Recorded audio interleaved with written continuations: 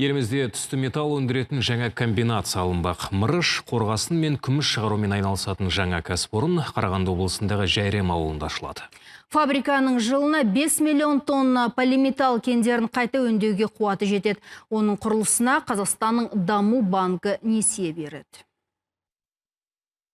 Жайремне жаңа комбинат ашуға мәжбүрміз дейді мамандар. Өйткені еліміздегі ескі кен орындарында қор сарқылудың шағалында тұр екен. Яғни отандық металлургиялық кәсіпорындар өндірісті металл концентраттарын таппай қалу мүмкін.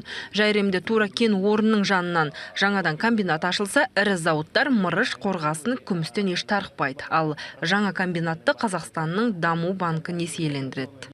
Строительство Жайрем тау-кен байыту комбинаты құрылысының жалпы құны 424 миллион доллардан асады. Бірінші кезекте 352 миллион доллары игеріледі. Осы соманың 33 миллиард теңгесін Қазақстанның даму банкі несие ретінде береді. Кәсіпорын қарызды 7 жылда қайтаруы тиіс. Фабрика жылына 5 миллион тонна полиметалл кендерін қайта өңдей алады. Шығарылатын өнім Казцинкта өңделеді. Бастамашылар кәсіпорынды екі кезеңге бөліп салмақ. Бірінші тау-кен жұмыстары, екінші цехтың құрылысы басталады. Ол 2 жылда толық аяқталуы тиіс.